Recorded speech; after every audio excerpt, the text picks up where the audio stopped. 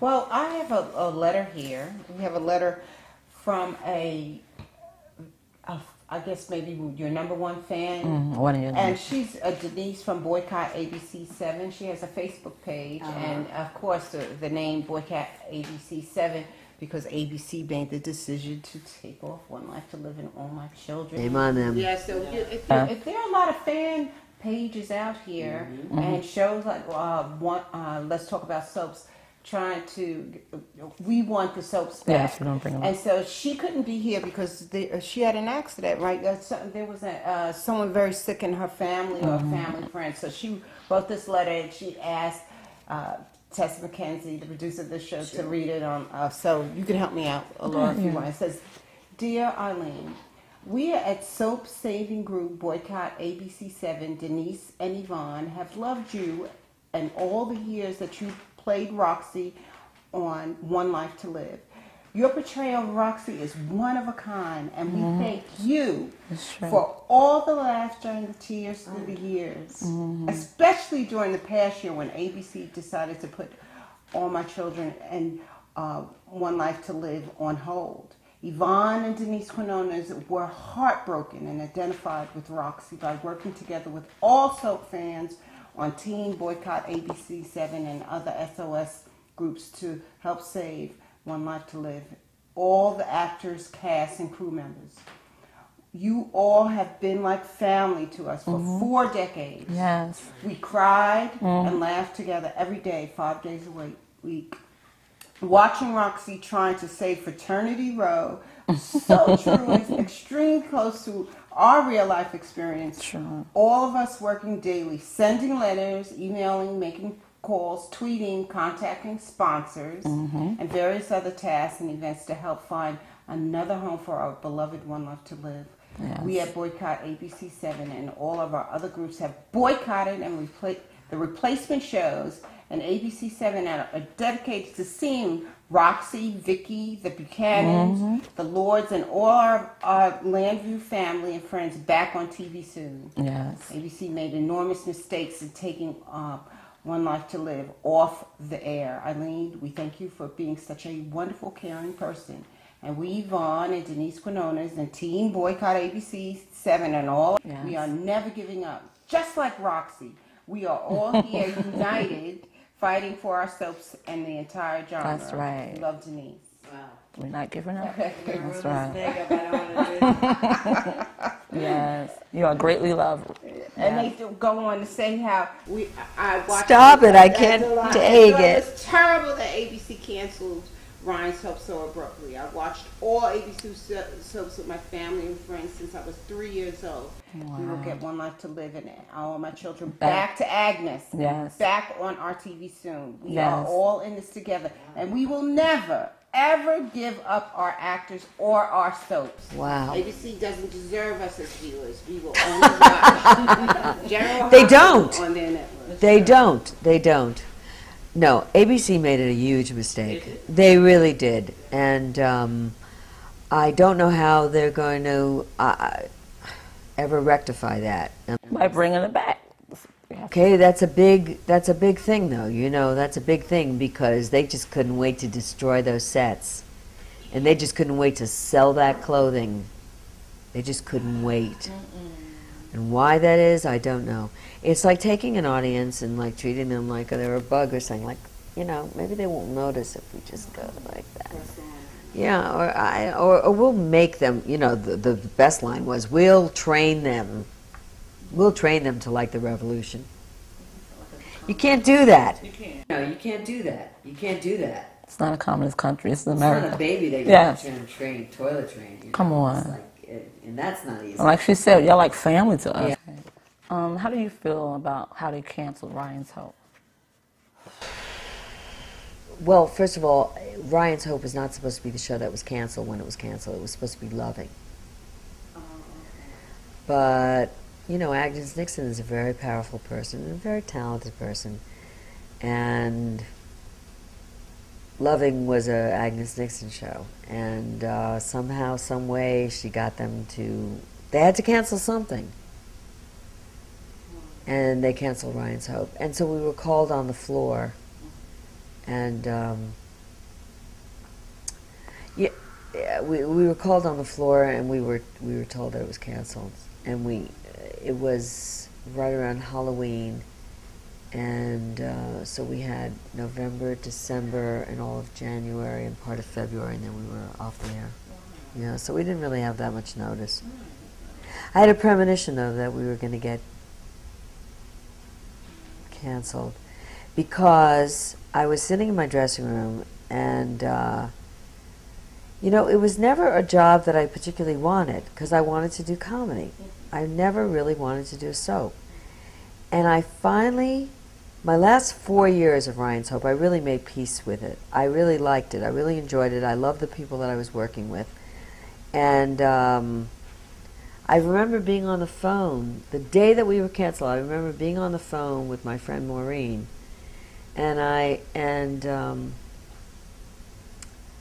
got off the phone and I went, I'm really so thankful for this job. This was really never a job that I ever wanted. But now I really love it, and we're going to get canceled. And I knew right there, it was almost like this, you know, when I get premonitions about things, it's like I see the writing, like, I see the writing right in front of me, and it was like, and now you're going to get canceled. And they called us on the set later that day.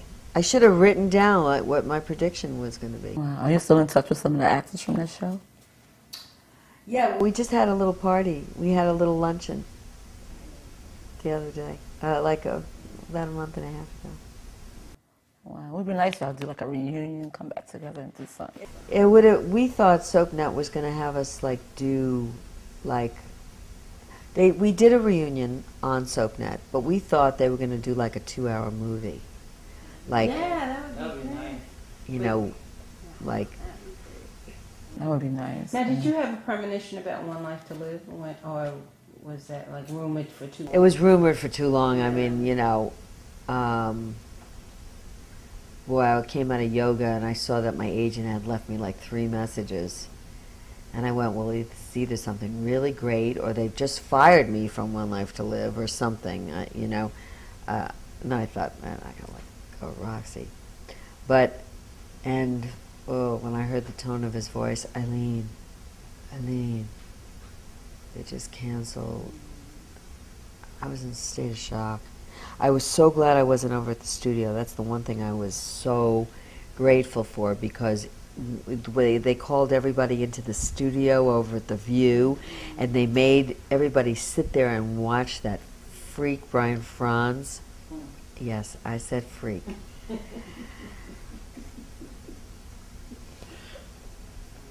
Shame on you, Bryan. Shame, shame, shame. Anyway, he makes this speech. He makes this speech about, oh, you know, I'm so glad I wasn't there. I would have thrown something. I really would have thrown something. My lunch, you know. It's sad. Were you privy as an actress to know what was in the heads of these business heads, Bryan Frons? Like, wow. I really don't want to know what's in their head. But they're making decisions to get rid of something. What those decisions are. You know, I'm just saying, they make decisions. Some decisions are stupid. And this probably will go down for ABC. I do believe it will go down as one of the stupidest things. They underestimated their audience, and they made a mistake. Because it's not just not affecting daytime, it's affecting nighttime. You know, the viewing audience is different now. So, you know, they keep on expecting something in the day is going to get 8 million viewers. Because that's the way it used to be when there were three stations.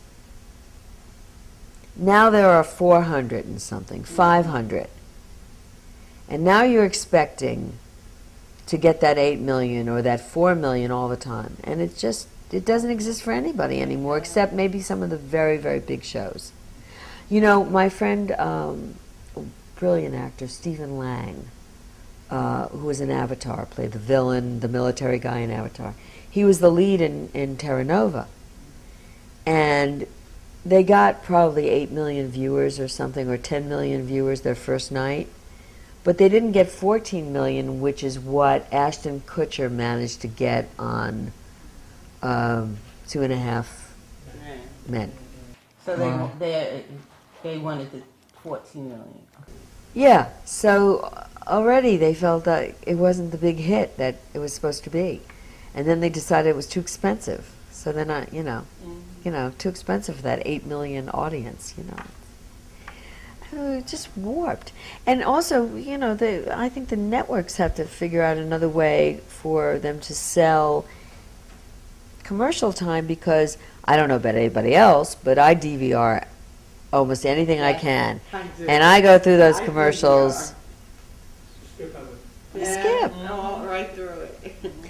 And the terrible thing was I missed Smash the other night, so I had to watch it on, No, I couldn't get it on demand. It wasn't coming up. My demand was all screwed up. So I was trying to watch it on the internet, and the commercials were driving me nuts. And you couldn't go back. If you wanted to see a scene again, you couldn't go forward. You couldn't go back. You couldn't. I think you can on something called Blip TV, but I just was on NBC.com. No, give me a good old DVR.